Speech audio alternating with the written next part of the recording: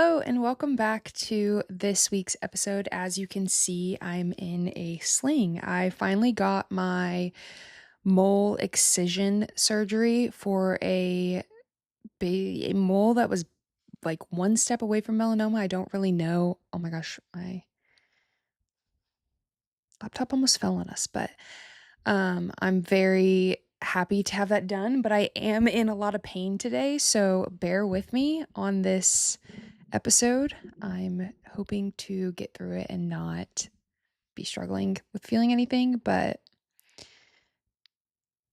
we are back for the Symptoms Explained series. We're continuing with that. Our symptom this week is going to be muscle twitches.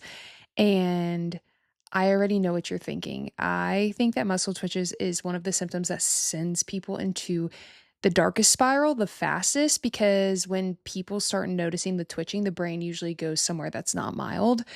It's usually, and I've seen this in myself and just like everybody I talk to, ALS, MS, Parkinson's, some type of neurological disease. And what happens is you start scanning your body constantly and you start noticing all these tiny twitches, and every weird sensation feels like more twitches. And then you start making like you're tightening your muscles without realizing it, and then you're making more twitches and more weird fatigue feelings, and walking then feels weird, and before long your entire day has revolved around monitoring all these weird flutters, twitches, and you are just a tight bundle of muscle by the end of the day. And the hard part about twitching is that it feels so physical.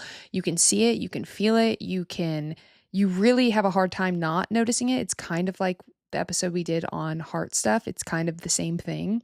So, yeah, that's the hard part. I remember when I first started experiencing muscle twitches and just feeling like when I focused on them, that part of my body then felt weak. I even at one point was like I filmed myself walking because I thought my gait was off, and it's so easy for somebody to be like, "Oh, that's just anxiety," and your brain goes, "No, anxiety can't do this." Like I've never felt this symptom before, but your nervous system can do this. And today I want you to leave this episode understanding what's happening physiologically, why anxiety causes twitching, why fear keeps it going, and why so many people with health anxiety get trapped specifically in the ALS fear. And I think this episode really helps with, I know a really famous actor recently died. And they were like, he was so healthy and like all these things. And so it's really easy to see that on the news or see anything on the news and immediately think, oh my gosh, I have those exact symptoms, and what am I supposed to do? So let's get into what muscle twitching actually is. Let's define what people are usually talking about. So most anxiety related twitching is what's called fasciculations. It is a long word. It is a weird word, but I'm sure if you've Googled your symptoms before, that was one of the lists of the scary things that you might have. And you saw that word, you were probably like, okay, what is that? That's a scary looking big word. Fa- fascicu- fasciculations. I don't know exactly how to say it, and I might be saying it wrong, but it's BFS. So there is such thing as a BFS syndrome, but there's also just benign fasciculations. Fasciculations. Say that a bunch of times. So basically just small involuntary muscle contractions. So they can happen for me. Does anybody remember OG followers, not even OG followers, like a year ago followers? I had an eye twitch for literally 4 months straight. Like when I tell you, I was like, what the frick is this? It was so annoying. I've had them in my eyes. I've had them in my arm. I've had them in my back. I've had them in my glutes. Like after a walk, I've had them in the back of my thighs and my glutes. My stomach. I remember when I went on a trip and I was so nervous, I developed a twitch literally in my stomach area, and I thought it was my heart and I was freaking out. So they can happen anywhere in your body.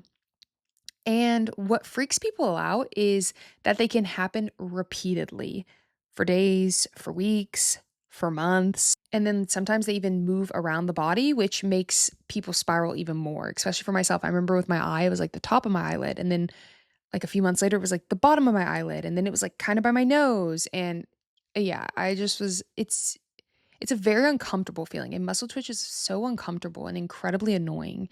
But muscle twitches themselves are incredibly common, like very, very common. So most people experience twitching at some point. The difference is most people don't emotionally attach meaning to it. So they might feel it and just not think anything of it. For example, my husband, he's had an eye twitch for a while now. He doesn't obsessively think about it and probably put strain and focus and, you know, even when you're like worried about it, an eye twitch, you're kind of like tensing the area, even though if you don't realize it, you are, which is going to continue to have muscle fatigue there and continually twitch. So, someone without health anxiety gets a twitch and thinks that's weird. But someone with health anxiety gets a twitch and thinks, what neurological disease starts with twitching? So, that difference changes everything for muscle twitches. Why anxiety physically causes twitching. So, this is the part that no one explains deeply enough. So, it's hard to accept and understand that anxiety can do this. So, anxiety changes the excitability of the nervous system and our nerves. Your nerves and muscles become more reactive, and they become more reactive because of adrenaline. Even if you don't feel anxious, if you are somebody who is dealing with a season or you are just someone who's highly anxious all the time, you live in kind of a chronic stress state, you're releasing adrenaline whether you realize it or not. So when your body is in a chronic stress state, adrenaline increases, muscle tension increases, nerves become more stimulated, and your body stays physiologically on. So like right now, I want you to think about it. Wear your shoulders. I'm sure they're not relaxed. So right now, something that can help you to realize that you're tensing everything is progressive muscle relaxation. So right now, take your shoulders, bring them to your ears, squeeze as hard as you can. I can't really do it because this arm is wrapped up and injured, but squeeze as hard as you can and then release. And that's how you can actually feel the physical release. So this is muscles are just under tension constantly when you are in a state of anxiety and when you deal with heightened nervous system and heightened states of anxiety all the time. So when it's under that much tension all the time, whether you physically feel that you are or not, I promise you, if you deal with anxiety, you're tensing some part of your body. Twitch happens way more easily. So this is especially true when people are chronically stressed, sleeping poorly, hypervigilant, over caffeinated can really excite your nerves if you're already anxious too. Under eating, that can do with like electrolyte imbalances. Over exercising obviously is one, especially if you're someone with all these things with an imbalanced nervous system. It's just gonna create twitches. Like there's just no way it's not. Your nerves and the muscles, they get to a point where they're like, okay, we're tired. So your nervous system just basically becomes overly sensitive, overly aware. And something else that's important is once you notice twitching, you start monitoring for twitching, which means you suddenly become aware of muscle activity that was probably already happening before because your muscles day to day are not perfect. Like if you go for a workout or something and you get sore, tiny firings are happening. And even just like doing day to day life, like tiny firings are constantly happening. But anxiety changes that awareness level dramatically, especially when you're just like overly anxious and in that spiral of that one symptom. So, like I said, the common thing with health anxiety is that ALS spiral. This is where so many people get trapped because if you Google muscle twitching, ALS, MS, all those things, and your brain goes, oh my gosh. So now you're reading stories, you're in forums, you're on Reddit, you're on symptom lists, you're reading people, like you're fully living it. And I say this from experience. I've been there, truly thought I had MS, ALS, and suddenly you're just fully in it. And so that's where people start doing weird compulsion behaviors. And I've been there. Like I said, monitoring your walking, strength testing, grip testing, comparing sides of your body, checking your speech, monitoring your muscles repeatedly, testing them. And the issue is the more you monitor movement, the stranger movement starts to feel. And I relate to this so much because anxiety changes perception. So you become hyper aware. When you become hyper aware of normal bodily variations, you start interpreting them in a way that you're like, this feels foreign. And now I like don't even remember how this was supposed to feel, but this doesn't feel right. So the biggest misunderstanding that people have is that perceived weakness versus clinical weakness. So this distinction matters so much when you think of anxiety muscle twitching weakness and ALS and neurological issue, muscle, muscle twitching and weakness. See, look, I stumbled on my words. So people with anxiety often say my arm feels weak, but neurological weakness is usually not subtle uncertainty. It's like failing to perform movement. So simple raising arm, like you're just unable to raise your arm, unable to use the muscle properly, and it's a true loss of function. So like picking up anything, your grip, you drop it. It just drops out of your hand. Or if you pick something up, it feels like you're like struggling to get it, or you raising your hand versus raising your other hand, like you're struggling to do those things.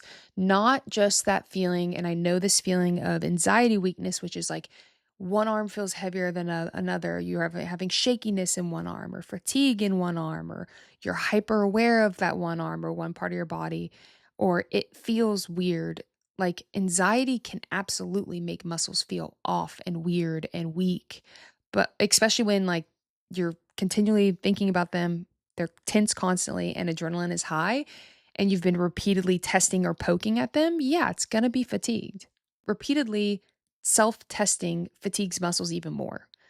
This kind of goes for all of the anxiety symptoms we talk about, is that the more we focus on them, the more we prod at them, the more we do this with any type of symptom, the worse it's going to feel, the more obvious we're going to notice it, the more we're going to spend our days just focused on it. So body scanning makes everything worse. And I feel like if you're listening to that, you know this, you're aware of this, and you're like, that sounds great, Taylor. Easier said than done.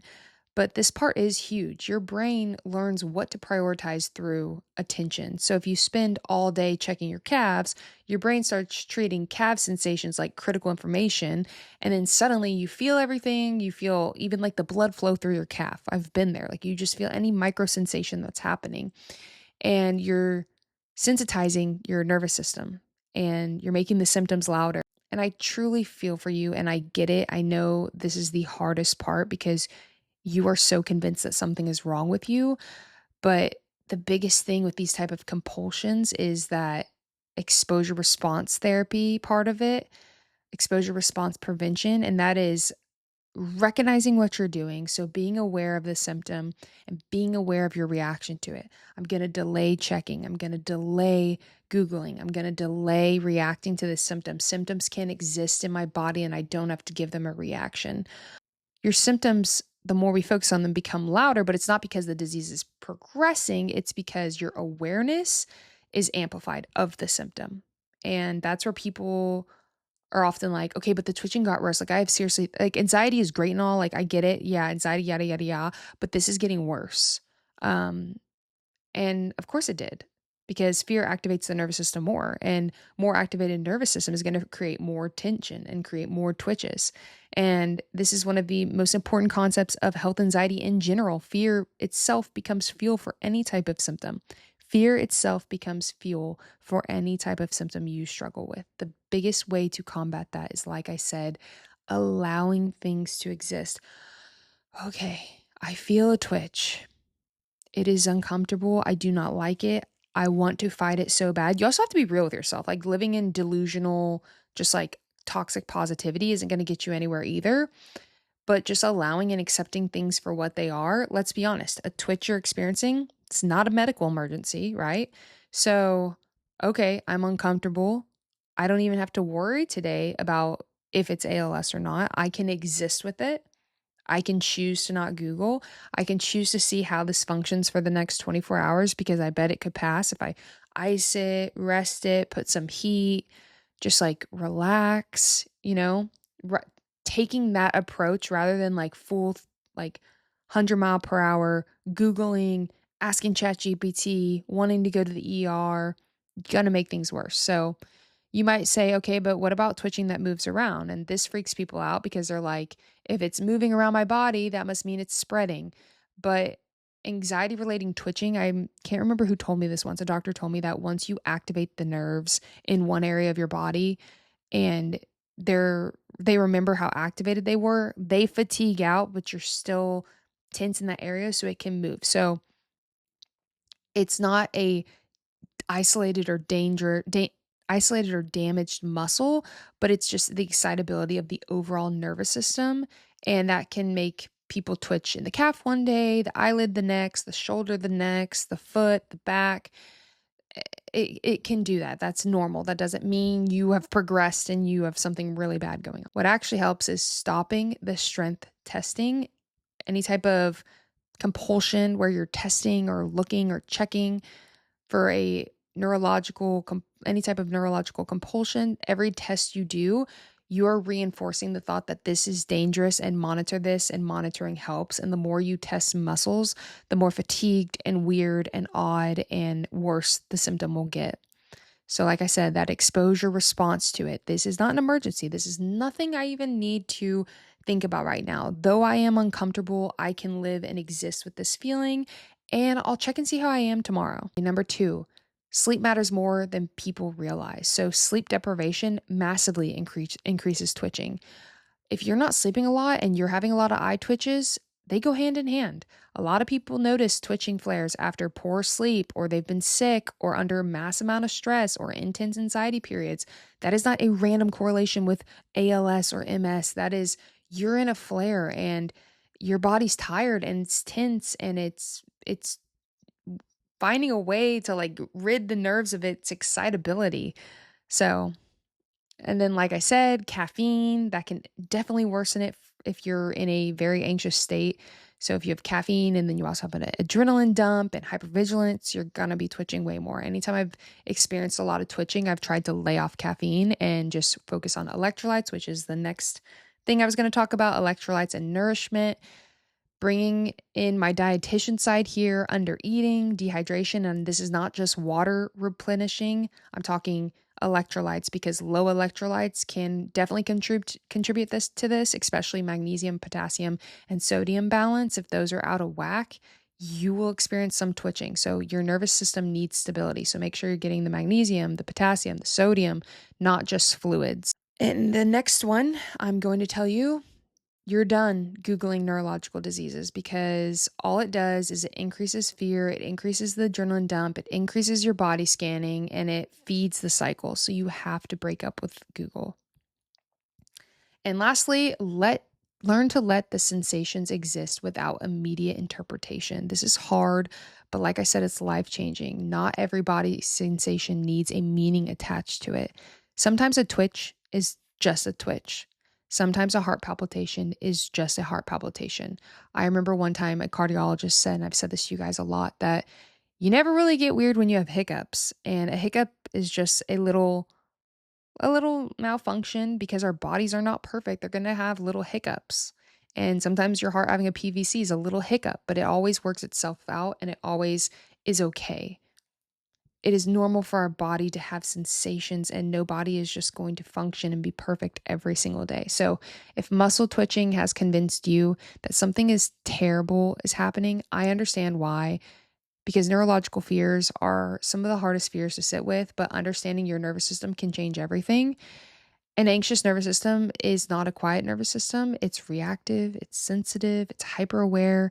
And when fear enters the picture, your body gets louder. So your brain just shifts to that protection mode, and we just got to get you out of that protection mode. And the goal is not becoming obsessed with proving you're safe all day, every day. Like I said, it's just allowing things into your body and into your day and saying, this is what it is, and that's all it is. And the goal is just learning how to stop treating every sensation like an immediate emergency, and reinforcing that loop in your brain that I'm so glad we monitored this. I'm so glad we checked this, because we avoided danger. That's what keeps the loop. So you're not alone if you've been in the spiral. I know many people have.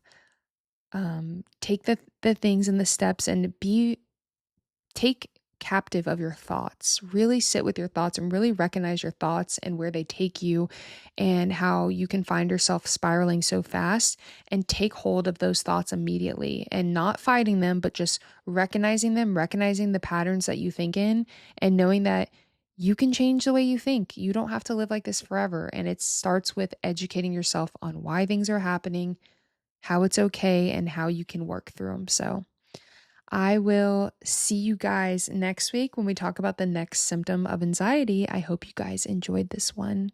Bye.